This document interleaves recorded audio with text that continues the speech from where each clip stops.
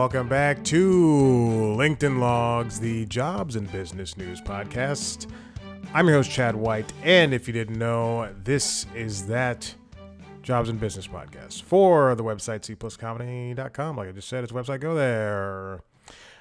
You'll have to forgive me if you're watching this video, you did see my eyebrows shift in such a way that, quite frankly, I don't understand. I can't control it. This is so strange. Sometimes I'll go to the C Plus Comedy spam folder on the email. Why am I leaning forward? Sometimes I'll go to the C Plus Comedy spam folder on the email, and then I'll see some insane things that were filtered out. Right now, I see somebody, AVAX 350 LC, from Billing Liquid Clips, emailed twice on July 27th, yesterday, asking about clipping services and uncut videos and stuff like that. And then someone named EYALAL Simcoe wants to be featured on the Constitutionals as an interviewer, as an interviewee, rather. The founder of QTime, some type of AV production workflow, I don't know, qtime.io, some AI bullshit. It's not happening. Deleting the messages as we speak. Welcome back in. There's not a lot of time. Let's get into it. Okay. Oh, here's the first. I'm sorry. I did see something. There's a story that's coming up later that I see. That I see like it's on Variety, and I see the suggested stories on the side, and it's a translator for The Odyssey. Emily Wilson is complaining. Christopher Nolan's Odyssey is complaining about the script to the movie, complaining about having worked on the screenplay. Oh, a negative view. For the adaptation for psychological, emotional, political, and ethical depth for lacking that stuff. What the fuck are you talking about? What are you talking about? She adds, Nolan's Odyssey lacks many of the elements that make the poem great. It has nothing convincing to say about time, memory, history, war. Why are people looking for meaning? First of all, that the movie had separate messages from the poem itself, from the epic, from Homer's epic of the Odyssey itself. Second, why are we looking for meaning in everything? Sometimes things can just be. I'm watching The Hawk on Netflix, and it's not entirely a great show, but I enjoy seeing Will Ferrell and Molly Shannon and Jimmy Tatro. Who gives a shit? Sorry, I'm cursing so much. That pissed me off. All right. I don't want to read through that bull crap. Look at me. Cleaned it up. Also, you'll see that if you're watching the video, you see that I touched the mic 100 times in the past 2 minutes. And I did something that helped. I turned down the gain knob on the mic. So now I can move it around and do all the things I need to do without it crackling. All right, let's get on to the first story. I'm sorry I wasted your time. Because quite frankly, I'm wasting mine. This comes from New York Times, written by Lauren McCarthy. Cracker Barrel chief executive who oversaw logo change steps down. You know, the biggest news story of the last year. that changed that really affected all of the right-leaning people and dumbasses on TikTok. Oh, I have the crossword open on the work laptop. Like, why is that open? Cracker Barrel has a new CEO in David Dino, a former chief of Bloomin' Brands, who is taking over for Julie Massino next month. If I remember, in August, Massino is the one who spearheaded the campaign to change the Cracker Barrel logo to something updated and more simplistic. and it removed the old man in the overalls sitting in a chair and leaning on a barrel. And it just really was just the words Cracker Barrel. And then people went crazy, calling it woke. Remember, this past weekend, there were multiple mass shootings. And this is the shit that people complain about. Massino's going to get paid $4.6 million in severance, according to a regulatory filing. And then the new guy, Dino, is going to get a salary base of $1 million, along with an annual bonus and company equity. Same store sales. Excuse me. I'm sorry. I scrolled right past something. All right. Same store sales for Cracker Barrel's restaurants fell 2.6% in the 3 months that ended on May 1st, compared with a year earlier, and foot traffic declined 6.7%. You think it was because of the logo? Overall revenue fell nearly 3% during the quarter to $797.4 million. Now, Massino's tenure was very short. She joined Cracker Barrel in 2023 after having served as Taco Bell's president of international operations. Okay. If this was something that really affected, that really affected you as a person, you should go get help. I'm going to say the same thing when a Peloton instructor starts crying in a class. Go get help. The chain's value dropped by $100 million when this whole fiasco happened. And you know, I just can't believe that people are complaining about that. People actually complained about that stuff. It's the same thing when Tucker Carlson and his cronies were complaining that the green M&M, the sexy M&M, is no longer being used. Mostly because it's crazy to have a green M&M in high heels or some bullshit with those big eyelashes batting at me, tempting me. The green M&M is a temptress. Truly, if this is something that you cared about, all restaurants are having issues. It's so expensive to go out and eat, and when people go out to eat, they want to either get their money's worth. So that means going to the aforementioned Taco Bell or McDonald's or Burger King or whatever, or they're going to treat themselves to something better than the Cracker Barrel. It just, this is insane. Also, 3% is not that much. Companies wish things would drop by 3%. All right, let's move on. This comes from The Hollywood Reporter, written by Eric Hayden. BuzzFeed, HuffPost, and Tasty to lay off 180 staffers. Remember, if you'll recall, Byron Allen bought a controlling stake in the companies that were just mentioned.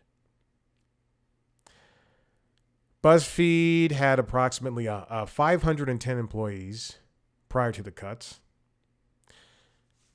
Now the company says they're going to see $29 to $32 million in annualized savings from the move to cut staff.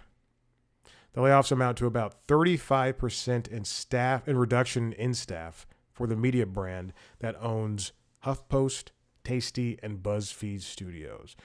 There's probably some memo floating around, and they do have a memo section right here, but they're probably just talking about yeah, stabilize, protect, and grow the company. They want to say we're lean and we're going to move faster and we're going to have better blah blah blah, but it's, you know, they just want to save money and make money for the people up top. It was a $120 million agreement that happened in May.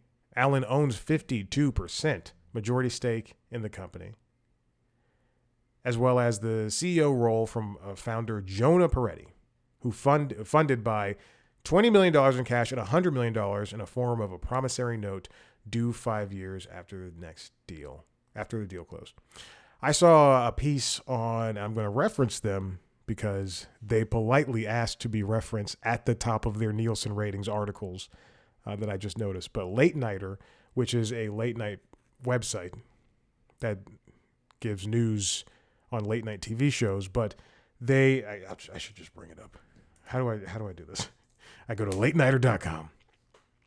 But they put out an article concerning the ratings for the last couple of weeks. This is from Jed Rosenwig. I'm not going to link this in the show notes, but I will read everything. Read the headline and all that stuff. Byron Allen's late night rating superpower, retention. And I'm going to give a very baseline summary on what Jed wrote here, but it turns out that the two shows that Byron Allen put in to replace CBS's now canceled Late Show and Late Late Show, the Comics Unleashed, and what is the other show called? Comics Unleashed and Funny You Should Ask. Both shows that are just like filmed in bulk and now and just released. And then also the thing is, he has those shows. He pays, he finds the advertisers themselves, so CBS does not have to. So apparently, this is very baseline. You should go read this yourself.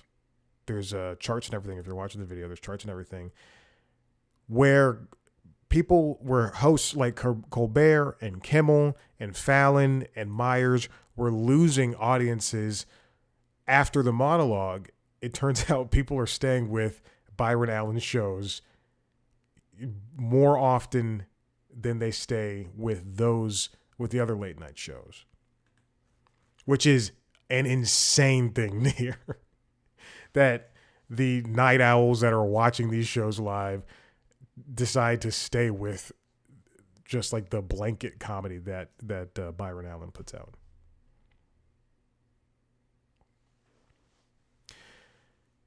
Now, BuzzFeed and Tasty and HuffPo weren't exactly doing extremely well. BuzzFeed reported a nearly 20% decline in advertising revenue year over year in its latest quarter.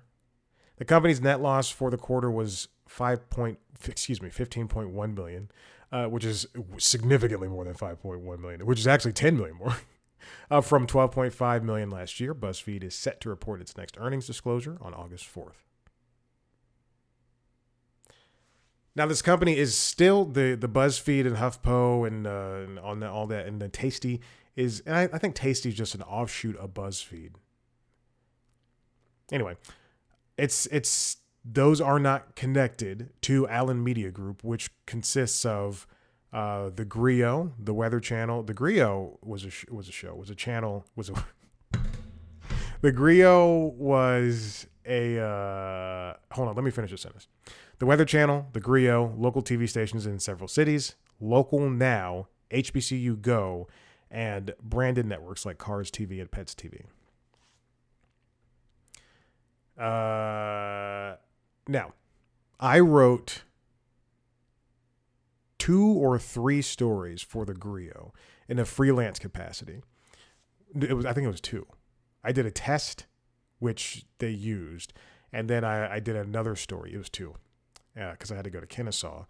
Cool, because I pitched a story about Kennesaw, racism at Kennesaw, on Kennesaw's campus, and then I went up there with my shitty little camera that couldn't record more than like 4 minutes at a time. I did some interviews, and then I came back. I did the story. It was about 15 minutes long. They were like, cut it down. I went, you're right. I cut it down to 4 minutes, which is crazy. And then they were like, you need to do some more follow-up. And I was like, you have not. It was at that point, it had been like 3 or 4 weeks. And I went, you have not paid me, and I cannot afford to drive from the city back to Kennesaw. That was while I was still dog walking too. And then they never called me back after that. I worked at the Weather Channel before my contract was canceled, and then going to Cartoon Network several months later. Was that Bounce? No, I went to Bounce first, and then Cartoon Network. Before Bounce, I was working at REW Scripts. I was working at Starbucks at CNN Center. Boy, that sucked. I've talked about it before. And then my other connection. So I have 3 connections to Byron Allen. Never met the man. My other connection was at HBCU Go so after I was laid off from Cartoon Network. Is the only time I was laid off. No, I was laid off from Bounce too. When I was laid off from Cartoon Network, I couldn't. I obviously I couldn't get a job for a very long time. I know I've spoken about that here, and at one point, I want to say I don't know in the summer or spring. It doesn't matter. Let's say summer. I'm trying to paint a picture, baby. At one point in like that following summer or something like that, I finally found 2 jobs. One was at CNN, and the other was at HBCU Go, which is Historical Black College and Colleges and University Go, which is like some type of fucking website or something. I don't know. But I got an interview at both, and then they both offered me positions. HBCU Go, the woman was very adamant on getting me to work there because she was like, "You've already been with the Weather Channel, and we want to start you on HBCU Go, and then we want to start you on Local Now, which is Local Now is like their local streaming service that would deliver you local news for free, a free streaming service that will deliver you local news and local weather on Pluto TV or Tubi or Roku, however you get your free local news, and the website." She's like, "We'll start you there, and then we're going to start this thing in a couple of months in September for football season for HBCU Go, called HBCU Go, and you can and we'll have you write sports stuff." And I was like, "Oh, okay, great." And she goes, "We can offer you this." I think it was like $20, and CNN was $17. And I took a chance with CNN because the woman at Local Now / HBCU Go for Byron Allen, she was not very positive that the HBCU Go thing would happen. And then at CNN, I was like, I'm back in the fold at Warner Brothers. Like that was, and so I took a chance on myself. And then I took the CNN thing, and I fucking hated it. And then, but I bit my tongue, and I still did the job. And October came around, and that's when the Hamas attacks began, and my contract was going to end, and then they needed people, and then they were like, "Hey, we're renewing your contract. You got to come in." And then I stayed at CNN for however more many fucking months. Then I heard this is so crazy because a couple of months after that, when I was still at CNN and when we were in the process of moving from the CNN building downtown to the Warner Brothers building in Midtown, HBCU Go had already launched, and then there was a bunch of layoffs at Allen Media Group. And I was like, that could have been me. And then like a month later, my contract at CNN was canceled. Oh, yeah, I remember that. I remember. That all just came rocketing back. I don't know what Byron Allen wants out of all of these companies that he's pursuing, or that he already has. And BuzzFeed Studios has already released a memo to the public saying that Byron sees incredible opportunity in all of our assets and recognizes BuzzFeed, HuffPost, Tasty, and BuzzFeed Studios have large audiences and are great brands, but growth cannot come if there are not people there to support it. There's a new division that the old boss will be running, the former chief executive Peretti will be running called BuzzFeed AI. And this shift towards AI, I don't think is going to help anybody in the long run. But what if Allbirds fails? I'm supporting Allbirds failing, switching from a shoe company to an AI company, that's the dumbest fucking thing I've ever heard. I'm sorry I'm cursing so much. It's hot outside. And the air is not going off for some reason. All right, this next one comes from the New York Times, written by Lauren Hirsch, David McCabe, Benjamin Mullen. Why Paramount paused its blockbuster $111 billion deal for Warner Brothers. This is a giant step. On Thursday evening, Jeffrey Kessler, the top trial lawyer for the media behemoth Paramount, said that they are going to pause this merger. This is not the fault of Paramount. It's not the fault of Warner Brothers. It's and I'm not saying, when I say fault, I don't mean as a negative. It is because a judge paused it, and then Paramount agreed to save face. I think the crux of this whole thing, and I'm trying not to say crux. The crux of this whole thing is there's just no money for this. $111 billion. Oracle is losing money left and right. Warner Brothers is not trading very highly. Paramount's not trading very highly. And there's a courtroom. And now there's going to be some kind of courtroom showdown between the government and this and Warner Paramount for this Warner Brothers deal. Everybody's challenged this. The Writers Guild of America, all the actors that have ever acted with Warner Brothers, producers, all that stuff. And even, this comes from Variety, written by Todd Spangler and Michael Schneider, some Warner Brothers executives are hoping states' antitrust lawsuit derails Paramount deal. If you'll recall, actually, I don't know if this is this show or the Constitutionals, the Entertainment Business News show, but 12 states sued to block Warner Brothers Paramount Skydance's Warner Brothers Discovery deal.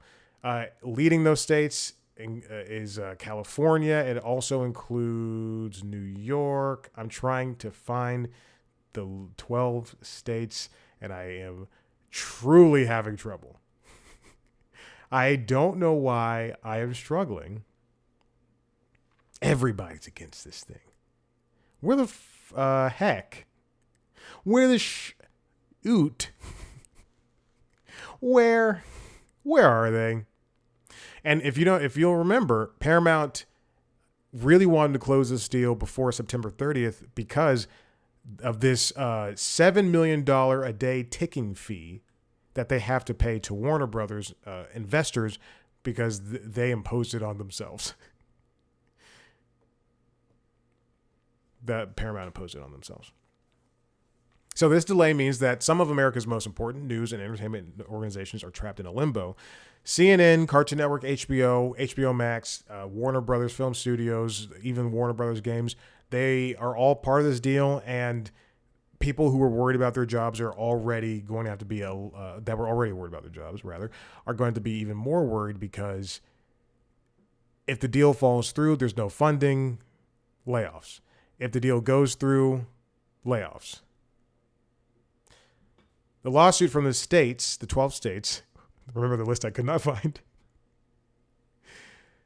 is one of the final hurdles of the deal after the Justice Department declined to challenge the acquisition last month. Remember, the Justice Department is run by Trump and his little cronies. He did an hour and 5 minutes at the rescheduled White House Correspondents' Dinner, and he was telling bad jokes, and he was going, "Who wrote this stuff is not good." Like Joe Coy did that at the Golden Globes a couple of years ago. And that was crass, and that was not good. Paramount says that states are ignoring the dominance of streamers like YouTube and Netflix, viewing the industry through a narrow lens. I listened this morning. There was an episode of Kara Swisher, I'm going to say her first, and Scott Galloway's podcast Pivot, in which they talked about the merger. Hold on, I have to show archived on what's it called? Fucking Pocket Cast. Now the episode is called. Wait, no, this is. Oh, is that really? Or is this? Hold on, I think I'm wrong. Ba-da-ba-ba. Okay. Paramount merger pause, comma, Meta AI optimism, comma, and the peptide boom. And in the Paramount merger pause section of the episode, Scott, I believe, mentioned how what the argument in favor of Paramount, like he was arguing in favor of Paramount, but Paramount would use their lawyer to say it's not a monopoly. YouTube has 13% viewership and it's leading in the viewership, and Netflix is leading through and with their other viewerships and things of that nature. But there's just a lot more to it. Paramount recently hired Beth Wilkinson, a partner at the law firm Wilkinson Setloff. She also defended the Microsoft acquisition of Activision, and we see where that ended up. That went through, and then they released Call of Duty. Oh, God, what's the one? Call of Duty Black Ops 6 or 7 on Game Pass, and it sucked. Even I played it, and I was like, this stinks. I spent a very sad Saturday night playing that with random people online, because you had to play with random people or else it was too hard, or you had to play with friends. Paramount and the States both declared victory after they agreed to the delay. Remember, Paramount, the States wanted the delay. Paramount said after the fact, yeah, we agree. Paramount's proposal changes its position from just 2 weeks earlier. On July 13th, the state attorneys general requested a voluntary stop on the deal while the litigation played out, and Paramount wasn't willing to freeze past September because, again, they have to pay that $7 million a day ticking fee. And I believe the ticking fee would amount to be $11 billion towards the end, if had it gone on to 2027.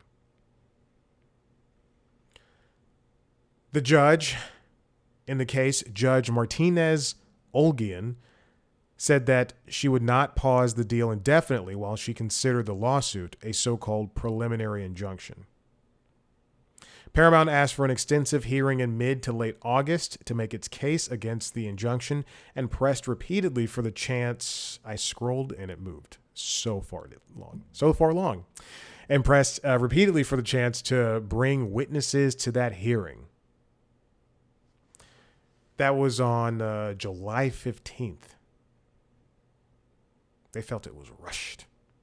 Then on Monday, the judge said the injunction hearing was going to be set for August 3rd, earlier than Paramount wanted. It did not say whether she would allow testimony from witnesses.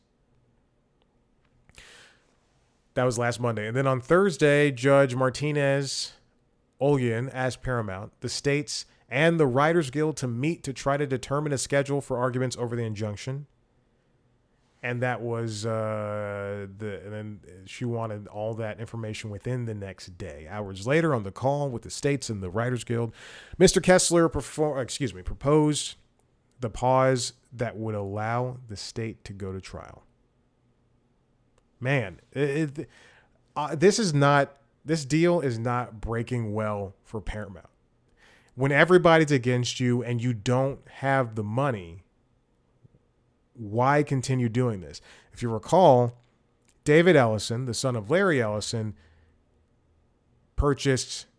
He was the head of Skydance. He purchased Paramount last year.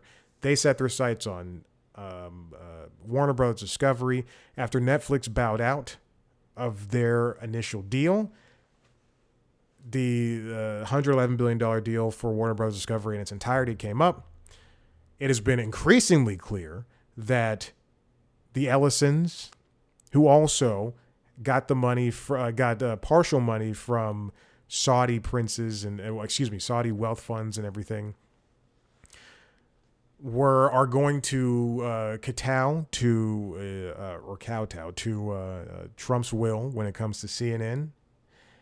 And if anything, I think that CNN already what's his fucking face? Mark Thompson and his buddy David have already bowed to to Trump regardless. Anyway. What's his name? Zaslav. That's it. Mark Thompson and David Zaslav. They already bowed to Trump regardless.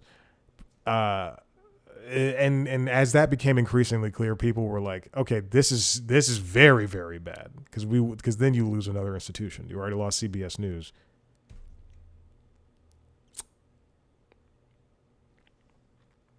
Throughout the M&A process, throughout the entire deal, WBD has expanded HBO Max internationally. They've also got licensing deals with the NHL or MLB that will expire December 2028. But the longer the Paramount WBD merger gets held up, the closer the Warner Brothers teams will be bumping into the timeline of needing to renew those deals. All greenlit shows remain a go at Warner Brothers, and the fall 2026 schedule is set, while new shows are being picked up already to air. Where are they getting this money? Like, how are they funding all of this? Because I don't know. Everybody's worried about their jobs. And they just participated in Comic-Con. It feels like they're going through business as usual, but this deal I don't think is going to go through. And if it does, it's not going to go through this year, and it's going to be a big hindrance. I would hope that this hearing would be a big hindrance. Ed Ellison's can.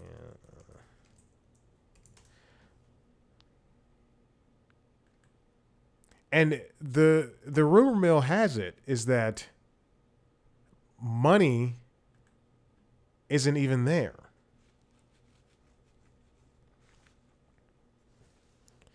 I see that all the time, but I don't know if that's true or not. According to Bloomberg, Warner Bros. Deal collapse would cost $9.8 billion because they have to pay the breakup fee. Wow, and they already paid Netflix $2.8 billion. Oh, the breakup fee is $7 billion, and then they already paid Netflix the $2 billion fee so that Netflix would stop chasing after Warner Brothers. This is crazy, but that's what happens. All right, I'm tired. Listen, if you like what you heard, head to the website, cpluscomedy.com, where you can see me talk to famous people sometimes. There is a new interview coming out over on the website. And if you want to watch a video version of that, go to youtube.com/cpluscomedy, where you can see video versions of most of the interviews, as well as video versions of this podcast and video versions of the other podcasts. Late Night Lately, the Late Night Show, and the Constitutionals, the entertainment business news show. Subscribe to those shows wherever you get your podcasts. Also, the audio version of the interviews is under the Constitutionals, so check that out. Follow us on social media at @C+Comedy on TikTok, Instagram, YouTube, and Blue Sky. Me on those platforms at Chad Blackwhite. Thank you so much for listening. We'll see you next time. Bye.